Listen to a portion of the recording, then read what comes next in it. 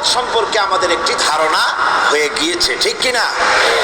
এই ইবাদতের ধারণাটা আল্লাহ পাক আমাদের মধ্যে মজবুত করুক, আমরা যেন পরিপূর্ণরূপে আল্লাহ পাকের গোলাম, সত্যিকারের গোলাম হতে পারি। এ তৌফিক যেন আল্লাহ পাক আমাদেরকে দান করেন। সবাই বলি আমিন। ওয়া ইয়াকা নাস্তাঈন, এই ব্যাপারে গতকাল সামান্য কথা বলেছিলাম, আরেকটু কথা বলেই আমি ইহদিনাস সিরাতাল মুস্তাকিমের দিকে এগিয়ে যাব। বিমাশিয়াতিল্লাহ, বিইজনিল্লাহ, বিফাদলিল্লাহ। ইয়াকা নাবুদু, কেবলমাত্র আমরা তোমারই ইবাদত করি। ওয়া ইয়াকা নাস্তাঈন, আর কেবলমাত্র তোমারই কাছে সাহায্য যাচিয়া করি, তোমার কাছে সাহায্য প্রার্থনা করি, আর কারো কাছে সাহায্য চাই না। এই ব্যাপারটা ক্লিয়ার হতে হবে। সাহায্য আল্লাহ পাকের কাছেই চেতে হবে, ইবাদতের মধ্যে শরীক করা যাবে না, সাহায্য চাওয়ার ভেতরেও শিরক করা যাবে না। যা কিছু দেবার মালিক সবটা আল্লাহ পাক দিবেন।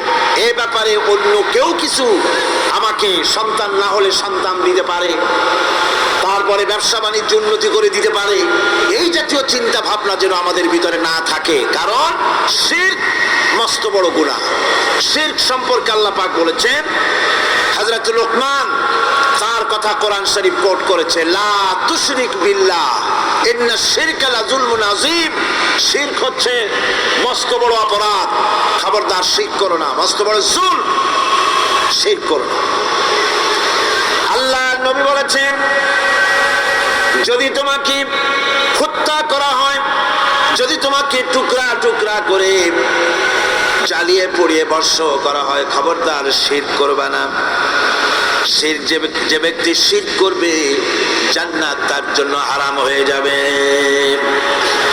আল্লাহ রাব্বুল আলামিন বলেন, ইন্নাহু মান ইউশরিক বিল্লাহি ফাকাদ হারামাল্লাহু আলাইহিল জান্নাতা ওয়া মাওয়াহুন নার ওয়া মা লিয-যালিমিনা মিন আনসার।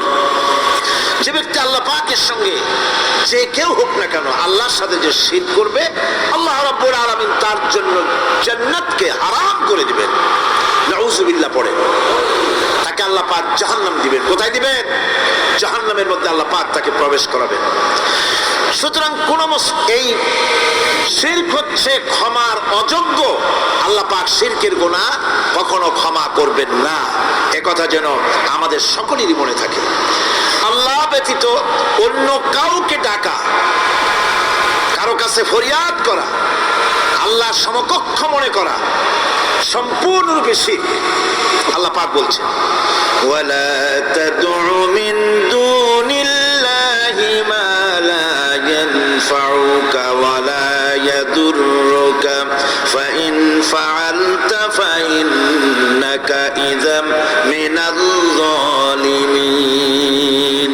আল্লাহকে ছেড়ে এমন কোন সত্তাকেই দেখো না যারা তোমার কোনো উপকার করতে পারে না, তোমার কোনো ক্ষতিও করতে পারে না, তোমার কোনো উপকারও করতে পারে না। এগুলি যেমন মূর্তি পূজার ব্যাপারে বলা হয়েছে, এগুলি ঠিক তেমন দুনিয়ার ভালো মন্দ সবটাই হচ্ছে আল্লাহ রাব্বুল আলামিনের হচ্ছেন এর মালিক। সুতরাং ভালো মন্দ সবটার জন্য হাত পাততে হবে কেবলমাত্র কার কাছে? আল্লাহ পাকের কাছে। জোরে বলেন, কার কাছে? দেখুন আল্লাহ পাক তার রাসূলকে কি কথা বলছেন। আল্লাহ রাব্বুল আলামিন তার হাবিবকে বলছেন, ওয়াইয়ামসাসকাল্লাহু বিদুররিন ফালা কাশিফা লাহু ইল্লা হুয়া। আল্লাহ রাব্বুল আলামিন তিনি যদি তোমাকে কোনো বিপদ দেন, তাহলে পৃথিবীর এমন কেউ নাই যে সে বিপদ থেকে তোমাকে রক্ষা করতে পারে বা ঠেকাতে পারে। ওয়াইয়ুরিদকা বিখাইরিন ফালা রাদ্দা লিফাদলি। আর যদি আল্লাহ পাক আপনার কোনো ভালো করতে চান, উপকার করতে চান, তার থেকে সেই উপকার থেকে আপনাকে কেউ ফিরায় রাখতে পারবে না। তার মানে হলো, আপনাকে যদি আল্লাহ ক্ষতি করতে চান, তা কেউ সেই ক্ষতি থেকে বাঁচাতে পারবেন না। আর যদি উপকার করতেও চান, তাও কেউ ঠেকাতে পারবে না। ভালো মন্দ যেটাই হোক, সবটার মালিক হতেছেন আল্লাহ পাক। কে মালিক? আল্লাহ সুবহানাহু ওয়া তাআলা। কথাগুলি আমাদের কলিজার মধ্যে বদ্ধমূল হতে হবে। আমি এগুলি প্রায় প্রতি বছরই শিরকের ব্যাপারে কিছু না কিছু কথা বলি। তার কারণ হচ্ছে মূল আকীদা হচ্ছে আমাদের তাওহীদ, তাওহীদের উপরে প্রতিষ্ঠিত হতে হবে। একটা বিল্ডিং তৈরি করবেন, বিল্ডিংটার স্থায়িত্ব নির্ভর করবে আপনার সিমেন্ট ভেজাল কিনা। সিমেন্টের চাইতে যদি বালু বেশি দেন, পরিমাপের চাইতে যদি সিমেন্ট কম হয় বালু বেশি হয়, অথবা বালুতে সিমেন্টে যদি মাটি মিশানো থাকে, এ দিয়ে যদি কোনো বিল্ডিং তৈরি হয়, সামান্য ভূমিকম্প বা জোরে বাতাস আসলেই বিল্ডিংটা কাত হয়ে পড়ে যাবে, ঠিক কিনা? একটা বিল্ডিং টিকে থাকে তার ফাউন্ডেশনের উপরে, কিছুর উপরে টেকে, ফাউন্ডেশনের উপরে টেকে।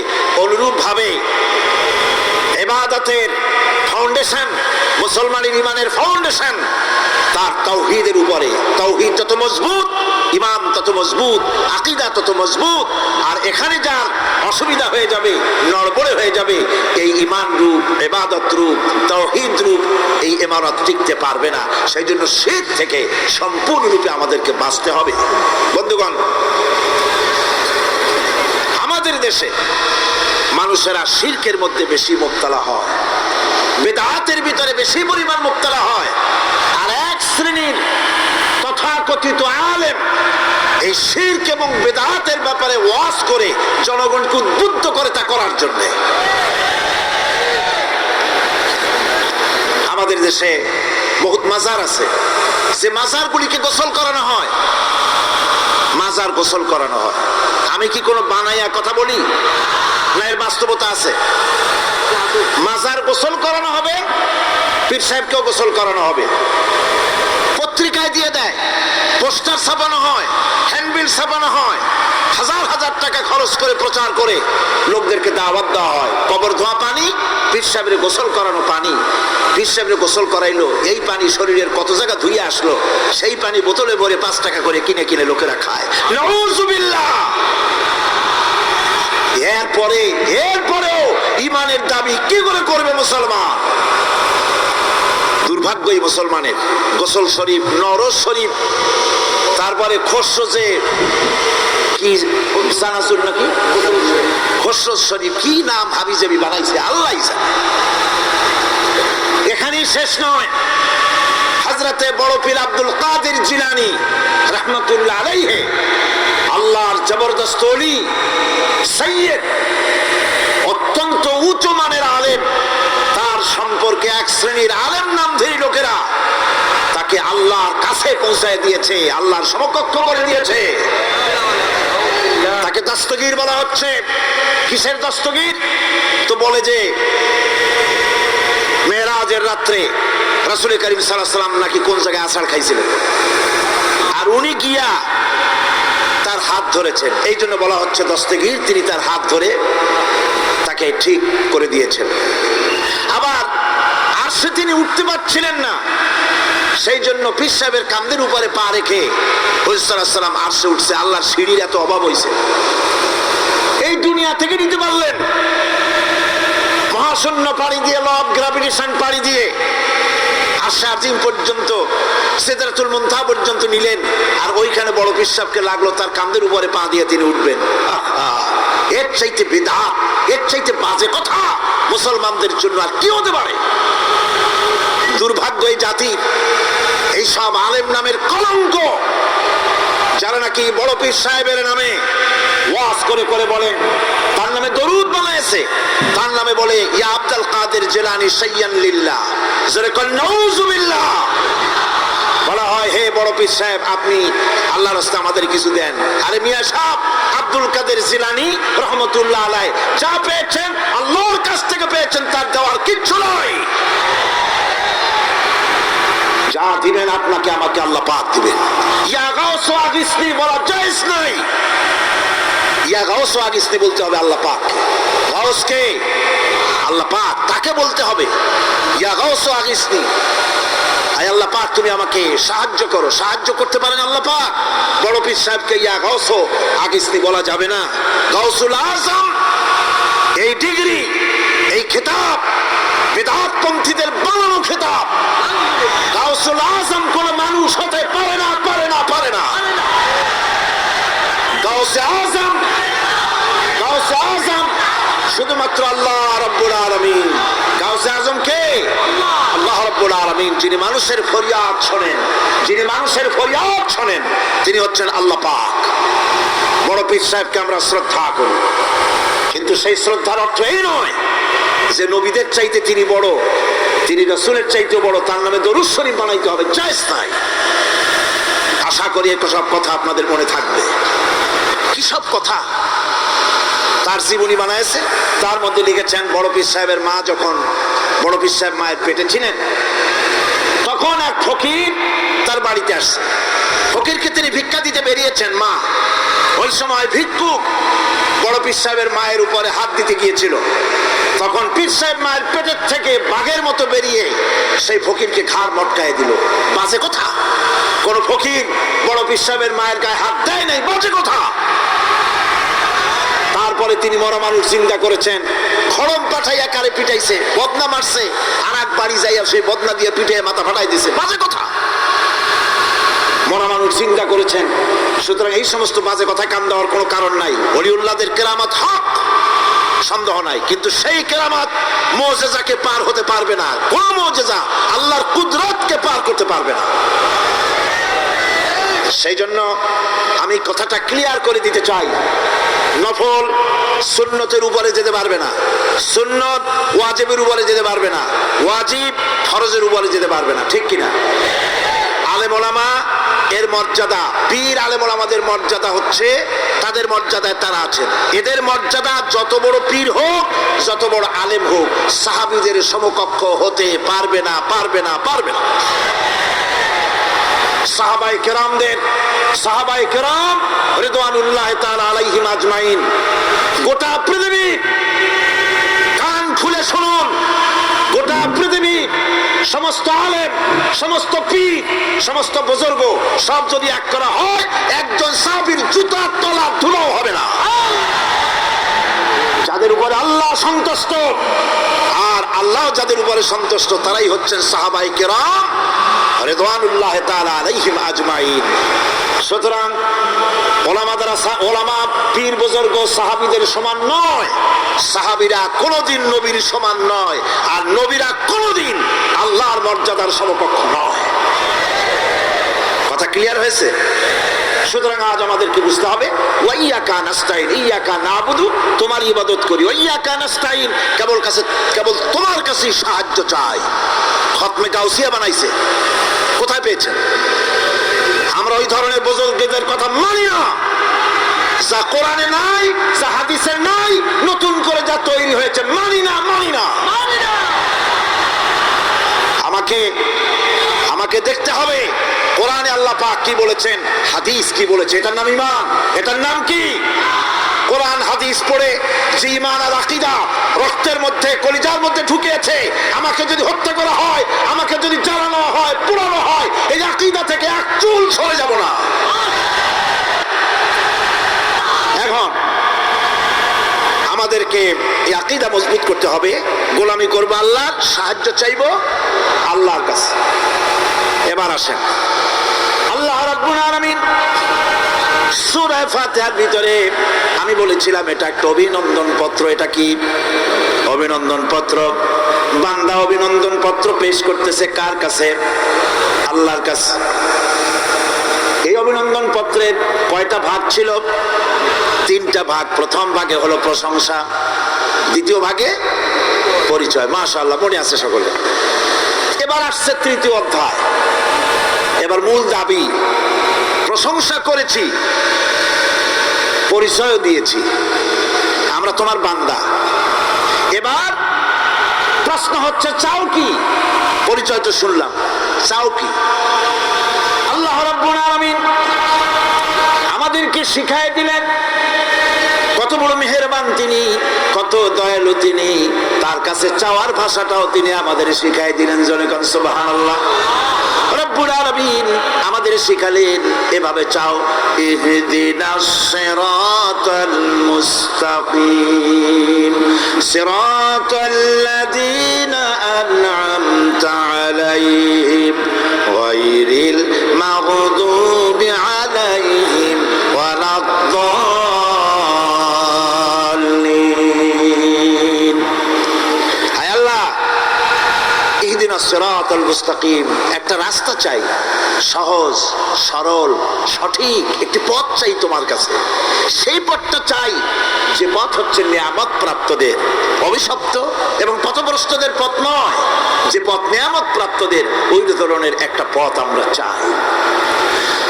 পথ দেখাবার মালিককে কোরআনে কারীম বলছে, আল্লাহ রাব্বুল আলামিন বলেন, ওয়া আলাল্লাহি কাসদুস সাবিলি ওয়া মিনহা জাইরুন ওয়ালাউ শাআ লাহাদাকুম আজমাইন। ওয়া আলাল্লাহি কাসদুস সাবিল, সোজা রাস্তা বলে দেওয়ার দায়িত্ব আমি আল্লাহ। সোজা রাস্তা বলে দেওয়ার দায়িত্ব কার? তিনি বলছেন বলার দায়িত্ব আমার, সোজা রাস্তাটা আমি বলে দেব। আল্লাহ রাব্বুল আলামিনের কাছে বান্দা যখন রাস্তার দাবি করলো, সোজা পথ চাই, সহজ পথ একটা তোমার কাছে চাই, রব্বুল আলামিন সূরা ফাতিহার 7টা আয়াতের এই অভিনন্দন পত্রের জবাবে 30 পারা কোরআন শরীফ আল্লাহ পাক বান্দারে দান করে দিলেন।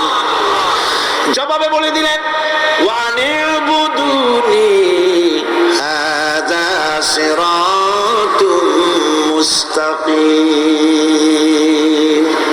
সোজা রাস্তাটা হলো আমার আনুগত্য, আমার গোলামি, আমার দাসত্ব, এটাই হলো সোজা রাস্তা। এই সোজা রাস্তাটা আমি বলবো। রাস্তা তো অনেক হতে পারে, কিন্তু সোজা রাস্তা বলে দেওয়ার দায়িত্ব কার? আল্লাহ পাক। দেখেন এই যে বিশাল মাহফিল, এই মাহফিলে যত লোক আসছে সব লোক কি একমতে, এক চিন্তা, এক আদর্শে? না। এই কয়েক লক্ষ জনতার ভেতরে হাজারো মতের লোক আছে, হাজারো চিন্তার লোক আছে, হাজারো আদর্শের লোক আছে। সব আদর্শ, সব চিন্তা, সব কি ঠিক? সবটাই কি নির্ভুল? না, সঠিক নির্ভুল একটা। কয়টা হয়? একটাই হয় মাত্র। এই জন্য আমি দৃষ্টান্ত দিতে গিয়ে বলি, অঙ্ক পরীক্ষা যেদিন হয়, ছেলেরা অঙ্ক পরীক্ষা যেদিন দেয়, সেই অঙ্ক পরীক্ষা দিতে গিয়ে অঙ্ক যারা ভুল করে তাদের ফলাফল কয় রকম হয় বলেন? হ্যাঁ, অনেক রকম হয়। আর যাদের অঙ্ক যাদের ঠিক হয় তাদের ফলাফল কয় রকম? একরকম। তার অর্থ কি? তার অর্থ হলো ভুলের পথ অনেক আর হকের পথ, বাতিলের পথ অনেক, ভুলের পথ অনেক, সঠিক এবং হক যেটা তার পথ হচ্ছে মাত্র একটা। এই জন্য আল্লাহ রাব্বুল আলামিন তিনি সোজা রাস্তা বলে দেওয়ার দায়িত্বটা নিয়েছেন। কোরআন বলছে প্রত্যেকটি সৃষ্টির শুরু হতে শেষ পর্যন্ত 4টা স্তর পার হতে হয়।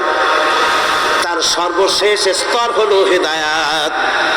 4টে স্তর পার হওয়ার সর্বশেষ স্তর হচ্ছে হেদায়াত। আল্লাযী খালাকা ফাসাওয়া ওয়াল্লাযী কাদ্দারা ফাহাদা। তিনি সকল বস্তুকে সৃষ্টি করেন এবং তারপর তার পরিমাপ, তার কর্মপথ, তার হেদায়েত তিনি দিয়ে দেন। তার মানে হচ্ছে তিনি সৃষ্টি করেন, সামঞ্জস্য রাখেন, পরিমাপটা ঠিক করেন এবং পথের নির্দেশ দেন। সৃষ্টি করেই ছেড়ে দেন না, তার হেদায়েত দিয়ে দেন। তার পরিমাপটা ঠিক করেন, সামঞ্জস্য করেন। কিরকম? দেখুন, আপনি যখন দাঁড়ান তখন আপনার পায়ের উপরে হাঁটু থেকে হাঁটুর নিচের যে অংশটা পা পর্যন্ত, ওইটাকে কি কয়? পা, নলা। এই তো ঠিক বলছেন, নলা। আপনারা আমাকে সাহায্য করবেন যেখানে আমি আটকে যাই। নলা, এই নলাটা পায়ের সেন্টারে যদি রাখা হতো, বোঝেন ভালো করে, পায়ের সেন্টারে এই জায়গাটা, এটা ধরুন পা, এই জায়গাটায় যদি হতো পায়ের নলাটা, হয় সিটায় পড়তেন না হয় ফুটোয় পড়তেন। আল্লাহ পাক বলছেন শুধু সৃষ্টি করি না, সামঞ্জস্য এবং পরিমাপ ঠিক করি।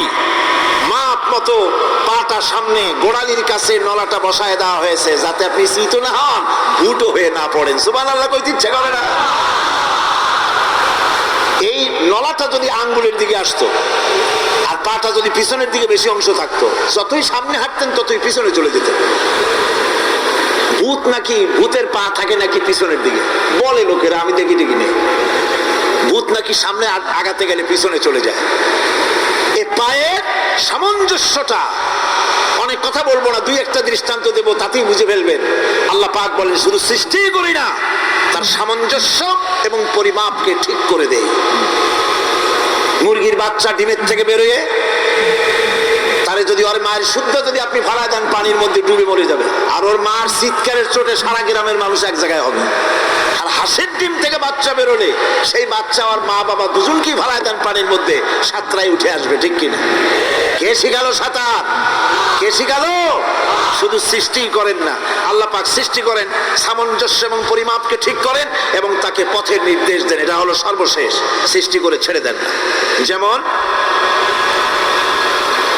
কোরআনে কারিমে হযরত ইব্রাহিম আলাইহিস সালাম তিনি তার সম্প্রদায়ের সাথে যে কথোপকথন করেছিলেন, বিষয়টি আল্লাহ পাক কোরআনে কারিমের মধ্যে কোট করে দিলেন। এই হেদায়েতের বিষয় সেখানে আছে বলে আল্লাহ পাক বিষয়টা কোরআনে জায়গা করে দিলেন। ওয়া ইয ক্বালা ইব্রাহিম লিআবিহি ওয়া কওমিহি ইন্নানি বারাউম মিম্মা তা'বুদুন ইল্লাল্লাযী ফাতারানি ফাইন্নাহু সায়াহদিন। ইব্রাহিম আলাইহিস সালাম তার পিতা এবং তার গোত্রকে বললেন, তার সম্প্রদায়ের লোকদেরকে, নিঃসন্দেহে আমি মুক্ত, আমি পবিত্র। তোমরা যেসব জিনিস দিয়ে যেসব এর ইবাদত করো, গোলামি করো, আনুগত্য করো, আমি তার থেকে পবিত্র। আমি তো শুধু ইবাদত করি, গোলামি করি সেই স্রষ্টা যিনি আমাকে সৃষ্টি করেছেন। আমার সম্পর্ক শুধুমাত্র সেই সত্তার সাথে যিনি সৃষ্টি করেছেন। আল্লাযী খালাকানি ফাহুয়া ইয়াহদিন, যিনি আমাকে সৃষ্টি করে শুধু সৃষ্টি করেন নাই, আমাকে হেদায়েত দিয়েছেন, আমাকে পথের দিশা দিয়েছেন। ওয়াল্লাযী হুয়া ইউতঈমুনি ওয়া ইয়াসকিন, যিনি আমাকে সৃষ্টি করেছেন, তিনি হেদায়েত দিয়েছেন। আর আমি যখন তৃষ্ণার্ত হই তিনি আমাকে পান করান, আমি যখন ক্ষুধার্ত হই তিনি আমাকে আহার দেন। ওয়া ইযা মারিতু ফাহুয়া ইয়াশফিন, আর যখন অসুস্থ হই তখন তিনি আমাকে রোগ মুক্ত করে দেন। সুবহানাল্লাহি ওয়া বিহামদিহি। তাহলে কি হলো? অর্থাৎ যে প্রতিপালক, তার প্রতিপালন পদ্ধতি আমার সকল প্রয়োজন মিটান, যিনি আমাকে পান করান, আহার করান, অসুস্থ হলে যিনি আমাকে সুস্থ করেন। হেদায়েতের কামটা তিনি আরেকজনের জন্য রাখেন নাই, তিনি আমার হেদায়েতের ব্যবস্থাও করেছেন। ভাইরা আমার, আল্লাহ রাব্বুল আলামিন শুধু সৃষ্টি করেন নাই, সৃষ্টি করে হেদায়েত দিয়েছেন, মানুষকে হেদায়েতের রাস্তা বলে দিয়েছেন। সঠিক পথ কোনটি সেই পথের কথাও তিনি পরিষ্কার করে বলে দিয়েছেন। এই জন্য আল্লাহ পাক বলেন, কোরআন মাজিদ হেদায়েতকে বিরাট দান বলে ঘোষণা করেছে। মানুষের জন্য যে হেদায়েত আল্লাহ দিয়েছেন তার সবচাইতে বড় দান। জোরে কোন সুবহানাল্লাহ। ইন্না খালাকনাল ইনসানা মিন নুতফাতিন আমশাজিন নাবতালিহি ফাজআলনাহু সামিআম বাসীরা। আমি মানুষের মিলিত শুক্রর দ্বারা, নুতফা দিয়ে আমি মানুষ সৃষ্টি করেছি এবং তাকে একে একে বিভিন্ন স্তর পার করেছি। তাকে শ্রবণ শক্তি দিয়েছি, তাকে দর্শন শক্তি দিয়েছি। ইন্না হাদাইনাহুস সাবিলা ইম্মা শাকিরান ওয়া ইম্মা কাফুরা। নিশ্চয়ই আমি তাদেরকে তাদের কর্মপন্থা প্রদান করেছি, আমি তাদেরকে হেদায়েত দিয়েছি, চলার পথের দিশা দিয়েছি। এখন ইচ্ছে করলে সে কৃতজ্ঞ হতে পারে, ইচ্ছে করলে অকৃতজ্ঞতার পথও অবলম্বন করতে পারে। আমি তাকে হেদায়েত দিয়ে দিয়েছি, পথ দেখিয়ে দিয়েছি। ডান এবং বাম দুটি রাস্তা আল্লাহ পাক দেখিয়ে দিয়েছেন। আসহাবুল ইয়ামিন, আসহাবুশ শিমাল, একটা ডানপন্থী আর একটা বামপন্থী। আমাদের দেশে কিছু লোক আছে, নাম মুসলমান, কিন্তু বলে যে আমরা বামপন্থী আন্দোলন করি। অথচ সমস্ত ডানপন্থীদের জায়গা হবে জান্নাতে, যদি জান্নাতের আমল করতে পারে। ডানপন্থীদের নেতা হচ্ছেন দুনিয়ার সমস্ত পয়গম্বরেরা, আর বামপন্থীদের নেতা হলো শয়তান। বামপন্থীদের নিয়ে শয়তান যাবে কিয়ামতে জাহান্নামে। আল্লাহ পাক রাস্তা বলে দিয়েছে। আল্লাহ রাব্বুল আলামিন বলেন, আলাম নাজআল লাহু আইনাইনি ওয়া লিসানান ওয়া শাফাতাইন ওয়া হাদাইনাহুন নাজদাইন। আমি কি তোমাদের দুটি চক্ষু দেইনি, দেখার জন্য দুটো চোখ দেই নাই? আমি কি তোমাদেরকে কথা বলার জন্য দুটো ঠোঁট দেই নাই? এরপরে আমি কি তোমাদেরকে ভালো মন্দ বোঝার জন্য আমি কি হেদায়েত দেইনি? ভালো মন্দ সবটা বোঝার জন্য আমি তোমাদেরকে হেদায়েত দিয়েছি। সুতরাং এই হেদায়েতের রাস্তা ছেড়ে দিয়ে তোমরা নিজেদেরকে গোমরাহির মধ্যে ডুবিয়ে দিও না। আমার দেওয়া হেদায়েতের রাস্তায় নিজেদেরকে পরিচালিত করার জন্য প্রচেষ্টা করো। আল্লাহ পাক বলেন, ওয়াল্লাযীনা জাহাদু ফীনা লানাহদিয়ান্নাহুম সুবুলানা ওয়া ইন্নাল্লাহা লামাল মুহসিনিন। যারা আমাকে পাওয়ার জন্য সাধনা করেছে তাদের পথ প্রদর্শন করা আমার জন্য অবশ্য কর্তব্য। অন্য জায়গায় আল্লাহ পাক বলেছেন, ওমান ইয়াত্তাকিল্লাহা ইয়াজআল লাহু মাখরাজা। যে ব্যক্তি আমাকে ভয় করে চলে, আমার প্রতি আশা করে, ভরসা করে, তার জন্য আমি রাস্তা তৈরি করে দিই। সুবহানাল্লাহ। সুতরাং হেদায়েত আল্লাহ পাক দিয়েছে, এমন নয় যে তিনি রাস্তা তৈরি করেন নাই। কোরআন খোদাই হেদায়েতের নাম দিয়েছে হুদা। খোদাই হেদায়েতের নাম কি? হুদা। এই কোরআনের এক নাম হচ্ছে, এই কোরআনের এক নাম কি? কোরআন বলছি, ফামান তাবিআ হুদায়া ফালা খাউফুন আলাইহিম ওয়ালা হুম ইয়াহজানুন। আমার এই কোরআন, এই হেদায়েত যারা মানবে, এটাকে যারা অনুসরণ করে চলবে, এটার আইন কানুন যারা মেনে চলবে, ওদের জন্য কোনো ভয় নাই, কোনো চিন্তাও নাই, কোনো ভয় নাই, কোনো চিন্তা নাই যারা এই কোরআনের হেদায়েতকে মেনে চলবে। আল্লাহর হেদায়েত হলো সবচেয়ে বড় বড় হেদায়েত। আল্লাহ পাক বলছেন, কুল ইন্না হুদাল্লাহি হুয়াল হুদা ওয়া উমিরনা লিনুসলিমা লিরাব্বিল আলামিন। হে রাসূল, আপনি বলুন, আল্লাহর হেদায়েত হলো সবচেয়ে বড় হেদায়েত। অর্থাৎ আল্লাহ যে রাস্তা দিয়েছেন, আল্লাহ যে কোরআন দিয়েছেন, এর থেকে বড় হেদায়েত মানুষের জন্য আর কিছু হতে পারে না। আল্লাহ পাক বলেন, ওয়ালান তারদা আনকাল ইয়াহুদু ওয়ালান নাসারা হাত্তা তাত্তাবিআ মিল্লাতাহুম কুল ইন্না হুদাল্লাহি হুয়াল হুদা। স্মরণ রাখুন হে নবী, ইহুদিরা, খ্রিস্টানেরা কিছুতেই আপনার প্রতি খুশি হবে না যতক্ষণ পর্যন্ত আপনি ইহুদি হবেন অথবা খ্রিস্টান হবেন। ওরা কোনোদিন মুসলমানদের উপরে রাজি হবে না, খুশি হবে না। মনে রাখতে হবে, একমাত্র সঠিক পথ ইহুদিদের পথ সঠিক নয়, নাসারাদের পথ সঠিক নয়। আসল পথ হলো আল্লাহ পাকের পথ। কার পথ আসল? আসল রাস্তা, আসল পথটি আল্লাহ পাক কোরআনে কারীমের মধ্যে বিশদভাবে বলে দিয়েছেন। এবং ইহদিনাস সিরাতাল মুস্তাকিমের ব্যাপারে আল্লাহ পাক কোরআনে সাফ করে বলে দিয়েছেন যে আমি এর বিনিময় তোমাদেরকে কোরআন দিলাম। বস্তুত ইহদিনাস সিরাতাল মুস্তাকিম এর জবাব হলো, ওয়া ইন্নাল্লাহা রাব্বি ওয়া রাব্বুকুম ফা'বুদুহু হাদা সিরাতুম মুস্তাকিম। নিঃসন্দেহে আল্লাহ তোমাদের এবং আমাদের রব, আর সুতরাং তারই উপাসনা করতে হবে। এটাই দ্বীনের সরল পথ, আর এটা কোনো নতুন পথ নয়। আল্লাহ যে পথটা দিয়েছেন রাসূল করিম সাল্লাল্লাহু আলাইহি ওয়াসাল্লামের মাধ্যমে, সেটা কি কোনো নতুন পথ? না। কোরআন বলছে এটা নতুন পথ নয়। শারা'a লাকুম মিনাদ দীন মা ওয়াসসা বিহি নূহান ওয়াল্লাযী আওহাইনা ইলাইকা ওয়া মা ওয়াসাইনা বিহি ইব্রাহিমা ওয়া আকিমুদ দ্দীন ওয়া লা তাতাফাররাকু ফীহি শারআ লাকুম মিনাদ দ্দীন। এই দিন তিনি তোমাদের জন্য সেই দিনই মনোনীত করেছেন যা হযরতে নূহ আলাইহিস সালাম এর উপরে তিনি ওসিয়ত করেছেন। যা ওসিয়ত করা হয়েছিল, নসিহত করা হয়েছিল হযরতে নূহ আলাইহিস সালামের প্রতি, তিনি মনোনীত করেছিলেন হযরত নূহ আলাইহিস সালামকে এই দ্বীনকে প্রচার করার জন্য। আর যার উপরে চলার জন্য হযরত ইব্রাহিম, হযরতে মূসা, হযরত ঈসাকে নির্দেশ করা হয়েছিল।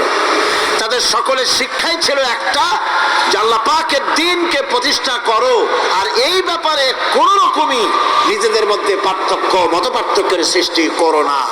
এখন কথাটা আরো ক্লিয়ার করে দেই। ইহদিনাস সিরাতাল মুস্তাকিম চাইছিলাম আল্লাহ আমাদেরকে একটা সহজ রাস্তা দাও। সেই সহজ রাস্তা বলে দেওয়ার জন্য এসেছে কোরআন। সেই সহজ রাস্তা বলে দেওয়ার জন্য কি এসেছে? যারা বলেন কি? এই কোরআনে কারীম যদি প্রতিষ্ঠিত করা যায় সমাজে, রাষ্ট্রে, ব্যক্তিতে, পরিবারে, কোরআন যদি প্রতিষ্ঠিত করা যায়, তাহলেই মানুষেরা সহজ সরল পথ পাবে। নইলে সহজ সরল পথ পৃথিবীতে আর কারো কাছে নাই। যা আছে সবটা কার কাছে? কোরআনে কারীমের কাছে। এরপরে আমরা বলি সিরাতাল্লাযীনা আন'আমতা আলাইহিম গায়রিল মাগদুবি আলাইহিম ওয়ালাদ-দাল্লিন। রাস্তা থেকে মানুষেরা মাঠের ভিতরে নামার চেষ্টা করছেন, কিন্তু মানুষকে কষ্ট দেওয়া ছাড়া আর কিছুই হবে না। আমি অনুরোধ করছি, রাস্তা থেকে লোকেরা মাহফিলের ভেতরে ঢোকার চেষ্টা করবেন না। বিরাট রকমের ব্যাঘাত সৃষ্টি হবে। সকলে বসে পড়ুন, যিনি যে জায়গায় আছে সেখানে বসুন। চাপ সৃষ্টি করবেন না, বসুন। আপনারা দাঁড়ালে আরো বিশৃঙ্খলার সৃষ্টি হবে। কোরআনের মাহফিল, খবরদার বেয়াদবি করবেন না, কেউ দাঁড়াবেন না।